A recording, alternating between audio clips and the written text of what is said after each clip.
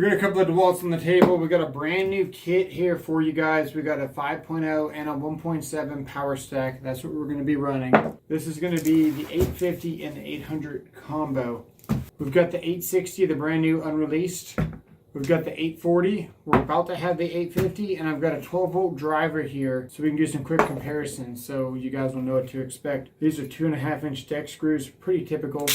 Fully charged 1.7 amp hour battery here.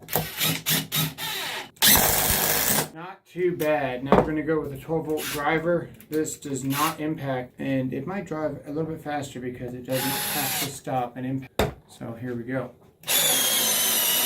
Perfect. Now, I'm going to tell my camera person that she can pause it whenever she needs to. That way we don't stop the video because I'm trying to do this in one take. So if you wanted to, you could pause it right now. And now with the 860. I actually found something out pretty interesting about the 860 I'm going to share with you guys. Pretty powerful. This DeWalt is really, really awesome.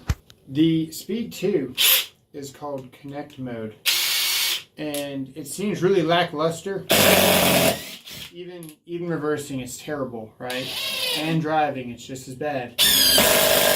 But the Connect mode isn't for speed or anything. It's for those Connect tools. It's for the pipe cutters and the new things that just came out. So this is the perfect setting to use all those special adapters. I think that they should have just left me a Speed 2, just like the 850 has, where it's actually somewhat usable. And they should have just made it a 4 mode or something, but the 850 is going to have a Speed 2 that's actually usable. And the 845 has a Speed 2 that's actually usable. We got the 841 because we got it for 50 bucks from Lowe's as a bare tool display model, which is really nice.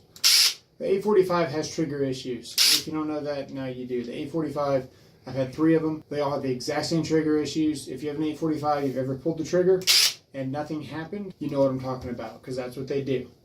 And they do it well. Let's get this box open.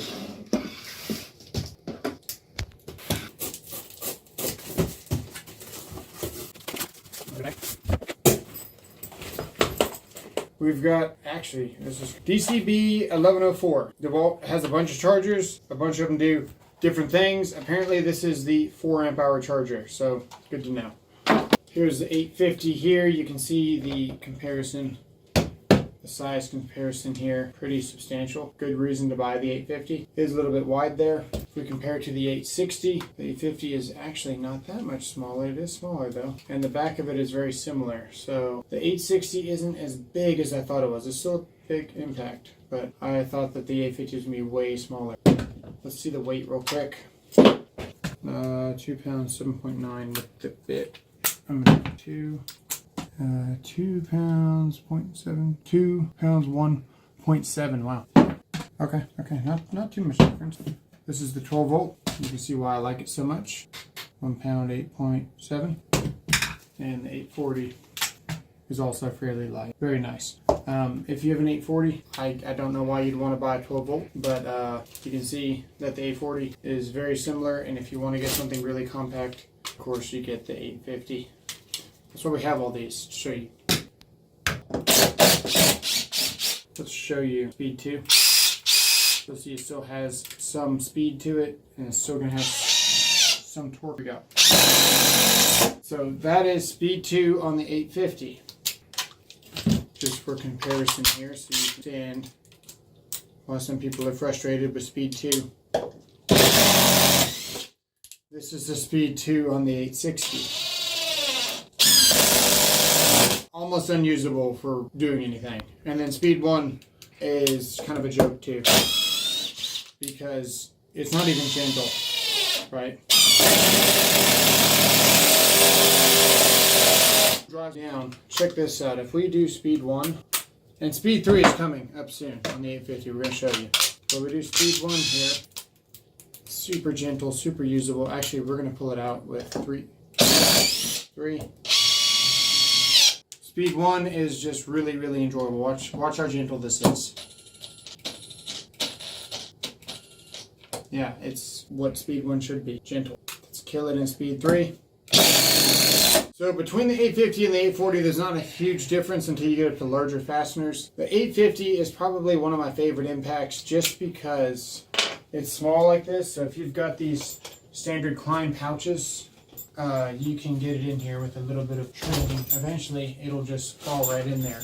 But that's pretty much a brand new pouch. You can get the 850 in some really, really tight areas.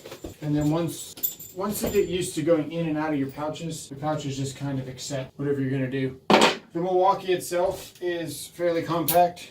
So the Gen 4 kind of went the same route as the DeWalt, but still not quite as compact. We could compare the Milwaukee to the newer 860 here. Somewhat similar. If we look at the weight difference, looking at 2 pounds, 7.6 ounces. Milwaukee's rocking 2 pounds, 4. So yeah, that's going to be the impact. But in this kit, we have a 2 and another 2. We can compare these later once we get them charged.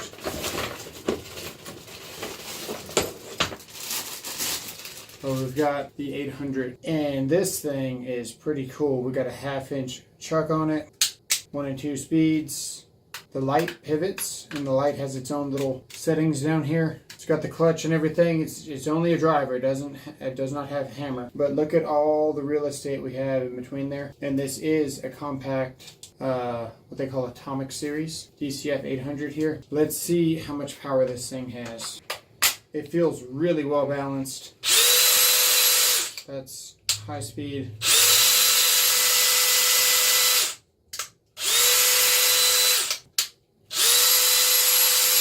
You know, low speed is actually still pretty fast. I like that. And then high speed is really fast. This is the light setting, so we've got the 20 minutes on, we've got dim, and then we've got off. And we can pivot it. Wonder how good the flashlight is on it. Actually, the flashlight is decent. Yeah, no, that's great. You can find your tools in your bag or whatever you're doing. That's not bad at all. Okay, Alright, let's see. Can we break it? Nope, it seems strong. We broke the Makita just by tightening it the first time we got it. This seems nice. How do we adjust? Okay, it goes this way. So it has the clutch settings. Here we go. Let's go out. And in. And it's got a lot of power. Well, this is what you guys are waiting for. So let's go ahead and get 5-inch. Put the right head on it. There we go. Simpson strong tie. We're going to sink it in here. We're going to try for speed 2, which is less torque, more power, more speed. Here we go. Gonna pull it out. Okay. What does speed 1 think about it? It's got a lot of power.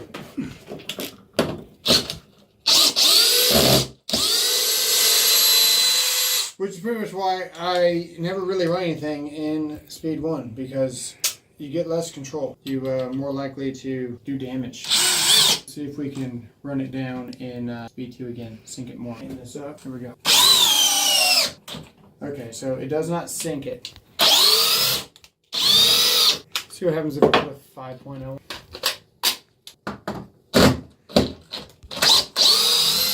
Wake up the tool a little bit more. About the same. It feels really powerful. Noticeably heavier, but still very well balanced, actually. Yeah, a little bit. So you can see where it's starting to kind of lean backwards a little bit that way because of the motor, but the battery kind of counterweights it where this is really trying to lean back far. So the bigger battery does add more weight, but it balances itself out as a whole, if that makes any sense. And then this battery weighs like almost nothing, so you don't really notice it at all. That's 11 ounces. That's 1 pound 10, so almost a pound more. Okay, so that's the drill there. Nice little compact drill. We compare it to the Milwaukee, non-compact. Milwaukee noticeably heavier, as it should be. 3 pounds 4.9 and 2 pounds 13.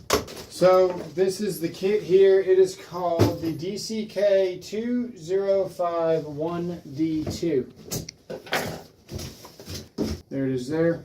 It's not Not cheap, but not overly expensive. You're getting 2 premium tools that are going to do anything you need to, especially as a homeowner and a professional. The deal, you know, it doesn't have a hammer drill, but I always bought a separate STS whenever I was doing things that involved concrete. You're going to wear these things out pretty quickly. It's more strain on your body. You're better off just getting the right tool for the job, and the STSs are fairly affordable, and you're better off just doing that than using the hammer drill on some of these drills. They're just not designed for really hard stuff. They're okay for like light work, but if you're going to be doing a bunch of things, you're going to need an STS anyway. So there's my take on the ergonomics and everything. It feels really good. It's got a really good grip. It's hard to compare it to the 12 because the 12 has just some of the best ergonomics that you're ever going to find anywhere. But if we think about the grip on the 860 versus the 840 versus the 850, the 850 definitely has a longer profile here, so you get more space. There's a slight bump here in the middle of your hand, and other than that, it feels really good. The 850 has definitely got the best ergonomics of them all. The 840 is very similar to the 860. The 860 is just a little bit heavier, of course, and feels a little bit wider here. And maybe we can see that. It's not the same handle. It looks similar, but it's not. You can see this portion here is a little bit skinnier, and this portion here flares out just a little bit more. And you can feel the difference when you do grab it. But my first impression on the ergonomics is not as bad as what I first thought it was when I first grabbed it, because I was so used to the Metabos and stuff. But after getting back all my DeWalts, I got my 840 back now, and we got my 850, so I'm happy. These have always been my favorite. 845 came out, and it was just a huge letdown. Very unreliable. I had the chance to buy it again, and I'm not going to make the same mistake 4 times. We're only going to make it 3. So, yeah, if you are wondering which one you should get, remember the 840 doesn't have any crazy buttons, anything to fail, less moving parts. This thing here has switches and buttons, and if it gets wet, that's probably going to be the first thing to go. Same thing with this. It seems mechanical, but it's still a electric switch in there that's switching and then telling the brain on what to do. This here is just delivering the power from the switch to the circuit board and then to the motor. So you got less moving parts, more reliability ultimately, and yeah, there's your comparisons on the DeWalt. And what do I think about the 800? It's a welcome addition. It's small, it's light, it's not too tall. I like it. I like the weight on it. I like the look of it. It's a good looking drill, and it seems like it has a lot of power in it. And speed 1, I mean, we almost ripped the vise off the bench, so it definitely has enough power to do whatever you want to do. Yeah, that's all we got. Thanks for watching. See you guys.